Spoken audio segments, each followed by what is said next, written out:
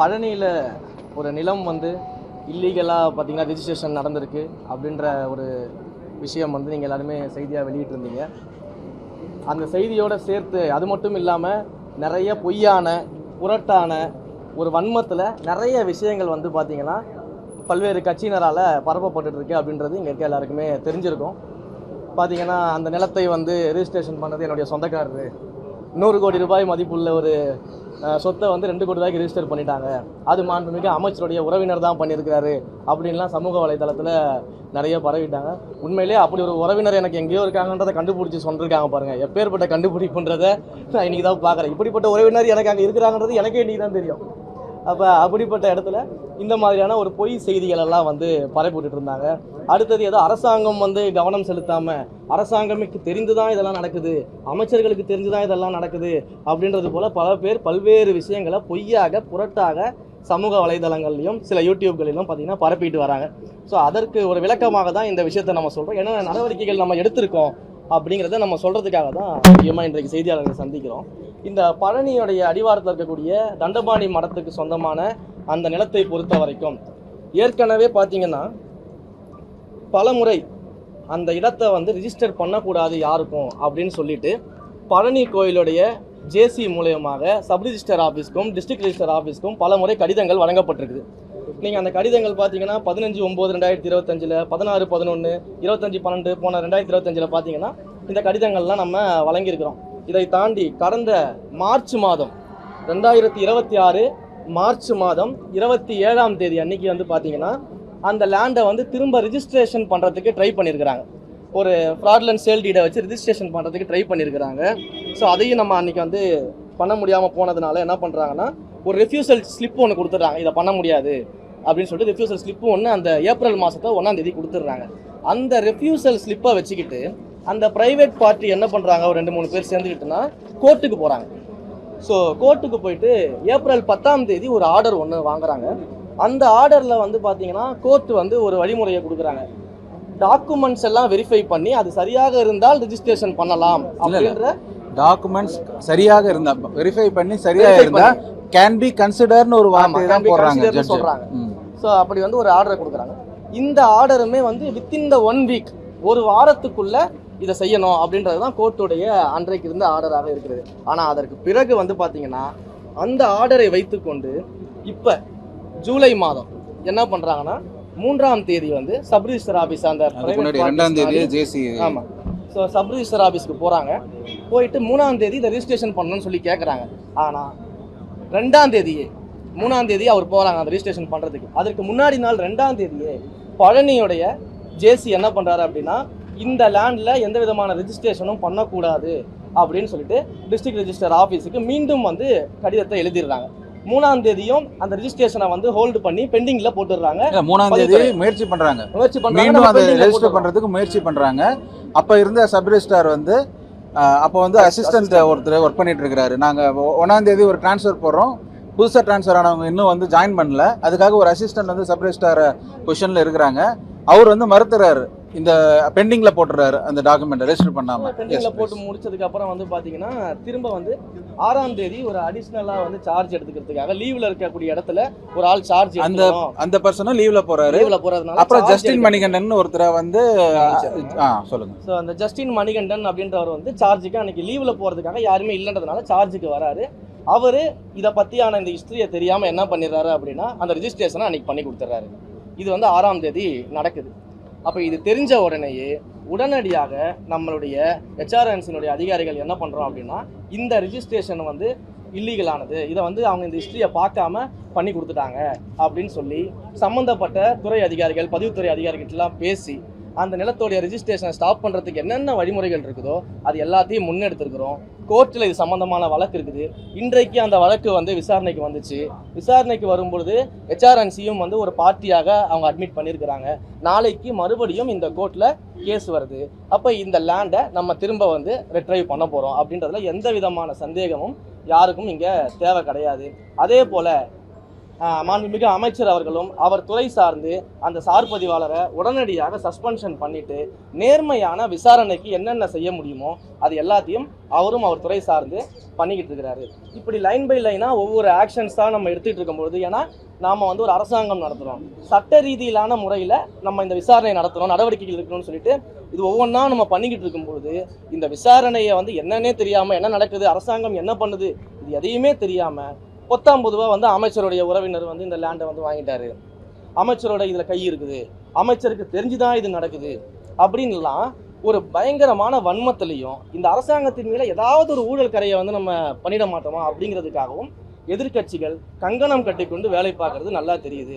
நீங்கள் எவ்வளவு முயற்சி செஞ்சாலும் எங்களுடைய மாண்புமிகு முதலமைச்சர் அவர்கள் சொன்னது போல எங்களுடைய கவர்மெண்ட் க்ளீன் கவர்மெண்ட்டாக இருக்கும், டிரான்ஸ்பரண்ட் கவர்மெண்ட்டாக இருக்கும், கரப்ஷன் ஃப்ரீ கவர்மெண்ட்டாக நிச்சயம் இருக்கும். தவறு செஞ்சவங்க யாராக இருந்தாலும், எந்த டிபார்ட்மெண்ட்டாக இருந்தாலும், எவ்வளவு பெரிய அதிகாரியாக இருந்தாலும் நிச்சயமாக நடவடிக்கை எடுப்போம். அதற்கான ப்ரொசீஜரில் தான் நாங்கள் இருந்துகிட்டு இருக்கிறோம். அந்த விசாரணைகள்லாம் நடந்துகிட்டு இருக்குது. போலீஸ் ஸ்டேஷனில் எஃப்ஐஆர் ஃபைல் பண்ணியாச்சு.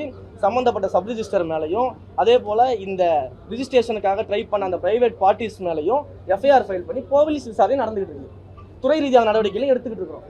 ஸோ இப்படி எல்லா விஷயங்கள்லையுமே எல்லா இடங்கள்லையுமே மிக நேர்மையாக எங்களுடைய விசாரணை நடந்துகிட்டு இருக்குது. இதற்கு நடுவில் இது போல பொய் புரட்டுகளை பரப்புவர்கள் மேலே, குறிப்பாக என்னுடைய உறவினர்னு சொல்லி பொய் புரட்டுகளை நிறைய பேர் பரப்பிட்டு இருக்காங்க பார்த்தீங்களா, அவங்க மேலே எல்லாமே சட்டப்படி நடவடிக்கை எடுக்கிறதுக்கான முயற்சிகளை நான் முன்னெடுத்திருக்கிறேன். காவல்துறையில் புகார் அளிச்சிருக்கிறோம். தொடர்ந்து இது போல செய்யும் வகையில் யார் யாரெல்லாம் இப்படி பொய் புரட்டு புகார்களை பரப்பிட்டு இருக்காங்களோ அவங்க மேலே நடவடிக்கை எடுக்கப்படும். ஒருவேளை என்னுடைய உறவினர் தான் அந்த 100 கோடி சொத்தை வாங்கினாரு, அவர் தான் 2 கோடிக்கு பண்ணிட்டாருன்னு யாராவது நிரூபித்து ஆதாரம் இருந்தால் காட்ட சொல்லுங்கள். அப்படி எந்த ஆதாரமே இல்லாமல் பொய்யாக புதுசாக ஒரு உறவினரை எனக்கே உருவாக்கிட்டு இருக்காங்க, எனக்கே தெரியாது என் உறவினர் இருக்காங்கன்னு சொல்லிட்டு புதுசாக ஒரு உறவினர் உருவாக்குறாங்க. கடந்த காலகட்டத்தில் இந்த புதுசாக அப்பாக்கள் எல்லாம் உருவாக்கின மாதிரி, அண்ணன்களை பெரியப்பாக்கள்லாம் உருவாக்கின மாதிரி எனக்கு உருவாக்கிட்டு இருக்கிறாங்க. அப்போ எங்களுக்கு யாரை பற்றியும் கவலை கிடையாது. எங்களுக்கு மடியில் கனம் இல்லை, வழியில் பயம் இல்லை. நாங்கள் தைரியமாக இந்த விஷயத்தில் இருக்கிறோம். இன்னொரு விஷயமும் சொல்கிறேன், கோயில் நிலங்களை பொறுத்த வரைக்கும் 1 இன்ச்சு கூட யாருக்கும் கொடுப்பதற்கு நாங்கள் தயாராக கிடையாது. கோயில் நிலங்களை பொறுத்த வரைக்கும் இது போன்ற இல்லீகல் ஆக்டிவிட்டீஸில் நேர்மையாக துரிதமாக சட்டப்படி எல்லா நடவடிக்கையும் எடுக்கப்படும் அப்படிங்கறத இந்த இடத்துல நாங்க தெரிவிச்சோம். சார் இதே போல வந்து பாத்தீங்கன்னா வெண்ணமலை, அதாவது கரூர்ல வந்து கரூர் பிரச்சனை கொண்டு வந்தாங்க. கரூர்ல வந்து 4 கோயில்கள்ல இடம் வந்து அந்த இடம் வந்து பாத்தீங்கன்னா உங்களுக்கு வந்து நீங்க கொடுத்ததா வந்து கோயில் இடத்த வந்து தாரவாத்து கொடுத்தாங்க. அப்போ அதுவும் வந்து ஒரு விமர்சனம் வருது, செய்தியாளர் சந்திப்புன்னு சொல்லியிருக்காங்க. கரூர்லயே 2 விதமான ஒரு குழப்பங்கள் இருக்கு.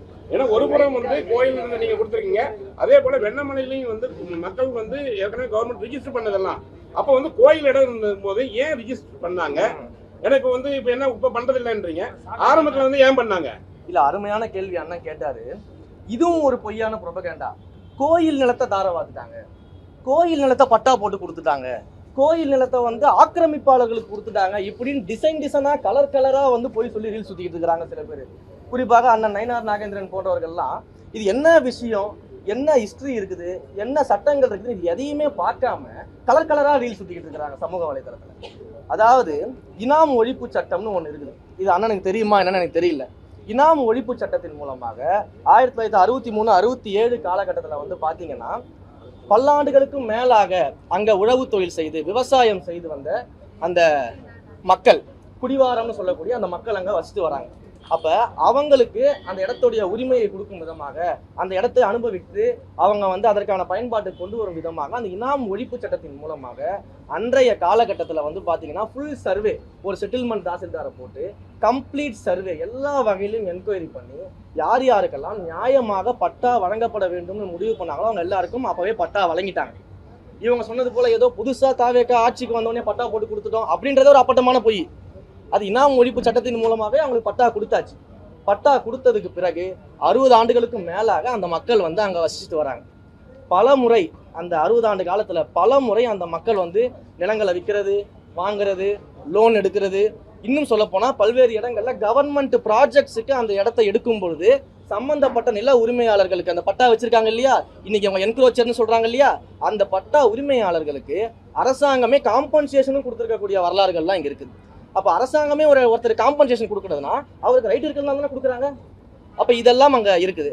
இந்த 60 ஆண்டு காலம் இருந்தவங்கள சில அரசியல் சூழல்கள் என்ன பண்ணுறாங்கன்னா பிளாக் பண்ணுறாங்க. ஏன் பிளாக் பண்ணுறாங்க அப்படின்னா, இதெல்லாம் கோவில் நிலங்கள், கோவில் நிலங்களுக்கு சொந்தமானது அப்படின்னு சொல்லி 1912 அந்த காலகட்டத்தில் இருக்கக்கூடிய ரிஜிஸ்டர்ஸை எடுத்து வச்சுக்கிட்டு அந்த ரிஜிஸ்டரை மென்ஷனாக பண்ணி இஓக்கள் மூலியமாக அன்றைக்கு இருந்த இஓக்களை வச்சுக்கிட்டு லெட்டரை மட்டும் கொடுத்து சப் ரிஜிஸ்டர் ஆஃபீஸ் மூலமாக இந்த இடத்தெல்லாம் பிளாக் பண்ணிடுறாங்க. எந்த விதமான டிரான்சாக்ஷனும் பண்ண விடாமல் பிளாக் பண்ணுறாங்க, ஜீரோ வேல்யூ பண்ணுறாங்க. அப்போ இந்த பிளாக் பண்ணதுனாலையும் டிரான்சாக்ஷன் ஜீரோ வேல்யூ பண்ணதுனாலையும் அங்கே இருக்கக்கூடிய மக்கள் எவ்வளவு கஷ்டப்பட்டிருக்காங்க, எவ்வளவு போராடி இருக்காங்க, எத்தனை போராட்டங்களுக்கான ஆதாரத்தை நான் கொடுக்க முடியும், முடிச்சிடறேன். ஸோ இந்த மாதிரியான விஷயங்கள் நடந்துகிட்டு இருக்கும்போது அந்த மக்கள் ஒரு கல்யாணம் காட்சினா லேண்ட் அடிச்சு லோன் வாங்க முடியாது, ஒரு அவசர தேவைக்கு லேண்டை விற்க முடியாது, வீட்டை விற்க முடியாது, எந்த டிரான்சாக்ஷனும் பண்ண முடியாத ஒரு சூழல்ல அவங்க மாட்டிக்கிட்டாங்க. இதற்கான போராட்டம் தொடர்ந்து நடந்துகிட்டு இருக்குது. அதே போல கடந்த தேர்தலில் இதே அதிமுக பாஜக கூட்டணி வச்சு சந்திக்கும் பொழுது இந்த இனாம் விஷயம் தொடர்பாக மக்களுக்கு ஏற்றார் போல நாங்கள் என்னென்ன நல்ல நடவடிக்கை எடுக்கணுமோ எடுக்கிறோம்னு சொல்லி தேர்தல் அறிக்கையிலேயே கொடுத்துருக்காங்க.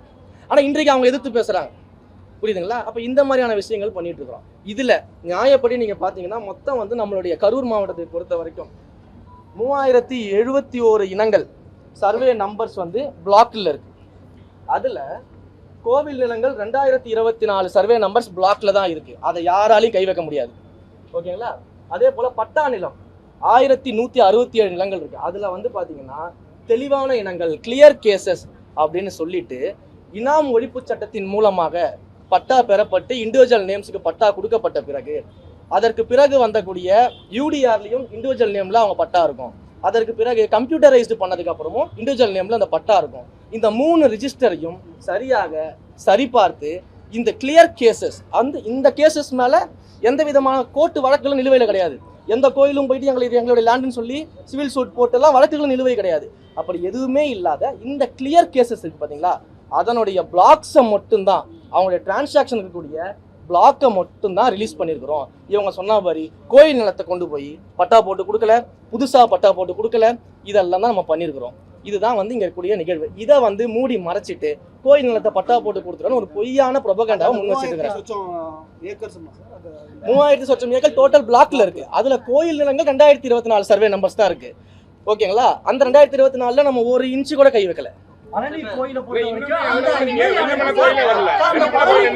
வரைக்கும் ஒரு விஷயம் கேளுங்க, கோயில பொறுத்த வரைக்கும் ஏதாவது ஒரு விஷயம் கேளுங்க. 4 கோயில் பேசிட்டீங்க. வெண்ணமலை கோயில்ல என்ன பிரச்சனை? பழனி பிரச்சனை வெண்ணமலை கோயில் என்ன பிரச்சனை? பழனி கோயில பொறுத்த வரைக்கும் அந்த இணை ஆணையருக்கு கூடுதல் ஆணையரா யாராவது ஒருத்தரா கேளுங்க. பழனி கோயில பொறுத்த வரைக்கும் அந்த இணை ஆணையருக்கு கூடுதல் ஆணையரா பதவி கொடுத்தது வந்து இந்த தவறு நடந்திருக்கிறது நீங்க ஒத்துக்கிறீங்களா? தவறு நடந்திருக்கு. நடந்திருக்கு. ஸ்டார் 3.0 ன்னு ஒன்னு இது பண்ணிருக்கீங்க, டிரான்ஸ்பரண்ட் அண்ட் பேப்பர்லெஸ். ஒரு இது ரெஜிஸ்ட்ரேஷன் போட்டீங்கன்னா ஈஸி எடுத்தீங்கன்னா எல்லா லிஸ்டும் வரும். ஒரு கோயில் நிலம் ஒரு ஏக்கர் நிலம் 100 கோடி இருக்கும்போது அந்த லிஸ்ட் எல்லாம் வரும்போது இது வெறும் சப் ரிஜிஸ்ட்ரார் மட்டும்தான் ஈடுபட்டிருக்காங்களா? அமைச்சர் லோகேஷ் அவர்கள் சொல்லுங்க.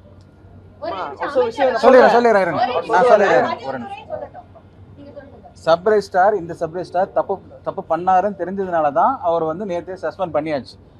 அவருக்கிட்ட நம்ம பேசும்போது ஓரலாக என்ன சொல்றாரு அப்படின்னா, கோர்ட் டைரக்ஷன் வச்சு நான் அந்த பத்திரத்தை பதிவு செஞ்சுட்டேன் அப்படிங்கிறாரு.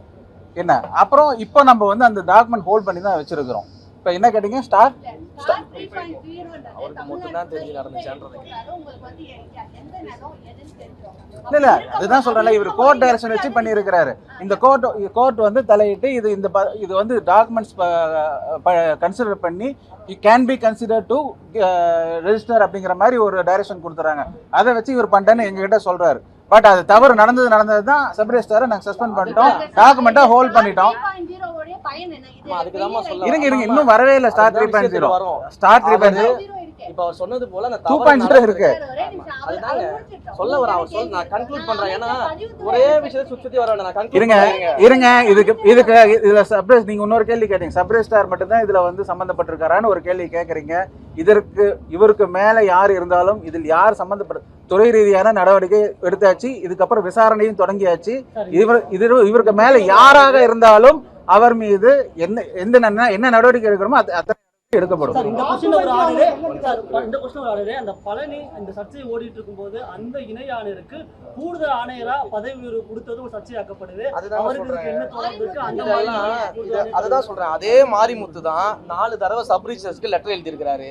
அதே மாரிமுத்து தான் 2ஆம் தேதி சப் ரிஜிஸ்டருக்கு லெட்டர் எழுதியிருக்கிறாரு. அப்புறம் எதன் அடிப்படையில் நீங்க அவரோட ப்ரமோஷன், அவர் ப்ரமோஷன் லிஸ்ட்ல இருக்கிறவர், எதன் அடிப்படையில் அவரோட ப்ரமோஷன் நிப்பாட்டி வைக்கணும்னு நீங்க சொல்றீங்க? அவர் தானே லெட்டரே கொடுத்துருக்காரு 2ஆம் தேதி சப் ரிஜிஸ்டர் ஆஃபீஸ்க்கும் டிஸ்ட்ரிக்ட் ரிஜிஸ்டர் ஆஃபீஸ்க்கும் இந்த லேண்டை பத்திரப்பதிவு பண்ணக்கூடாதுன்னு ரிஜிஸ்டர் கொடுத்துருக்காரு. கோர்ட்ல கேஸ் அவர் தான் மூவ் பண்ணியிருக்காரு அந்த கோயில் சார்பில். இவ்வளவு விஷயங்கள் அவர் முன்னெடுத்திருக்காரு தானே. அப்போ இதுல என்ன அவருடைய ரெகுலர் ப்ரமோஷனை கொடுக்கறதுல என்ன பிரச்சனை இருக்குது? இதுக்காக departmental activities, regular promotions, transfers எல்லாத்தையும் ஸ்டாப் பண்ணி வைக்க முடியும்? இது என்னங்க, இது நிர்வாக ரீதியாக நடவடிக்கை எடுக்கக்கூடாதா? எதற்கு எடுத்தாலும் மொட்டை தலைக்கும் முழங்காலுக்கும் முடிச்சு போறதுன்னு சொல்லுவாங்களா, அந்த வேலையை பார்த்துக்கிட்டு எல்லாருமே கலெக்டரா லீல் சுத்திக்கிட்டு இருக்கிறதுக்காக டிபார்ட்மெண்ட் வேலையை செய்யாம இருக்க முடியும்? இது அவங்க தான் புரியாம பேசிக்கிட்டு இருக்காங்க எல்லாருமே. சரி, இப்ப உங்க மேல வதந்தி பரப்பப்படுது, உங்க மேலான குற்றச்சாட்டுகள் எதிர்கட்சிகள் வைக்கிறாங்க. காலை முதல்ல சொல்லிட்டு புகார் கொடுக்கப்பட்டிருக்கு அப்படின்னு சொன்னீங்க. புகார் இதுக்கப்புறம் தான் கொடுக்க போறீங்களா? புகார் நேத்தே கொடுத்தாச்சு சார். கமிஷனர் ஆஃபீஸ்ல புகார் கொடுத்தாச்சு.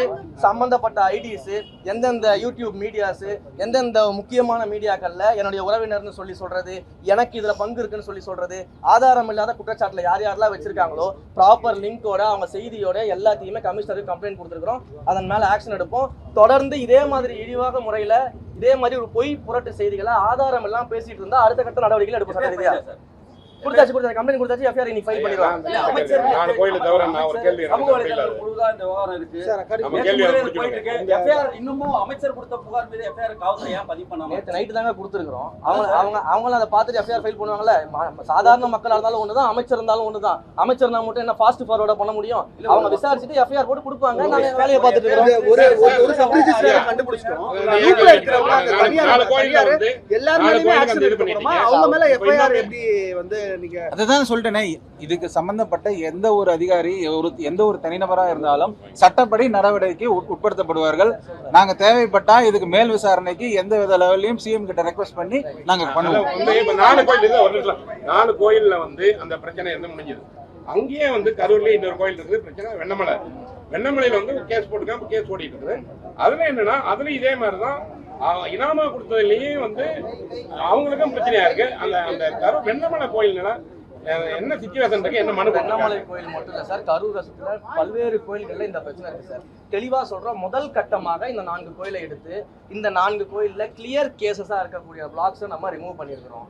இது முதல் கட்டமாக பண்ணக்கூடிய ஃபேஸ் 1 பணின்றதை மிக தெளிவாக சொல்லியிருக்கிறோம். கலெக்டர் அவருடைய அறிக்கையிலேயே அதை சொல்லியிருக்கிறாரு.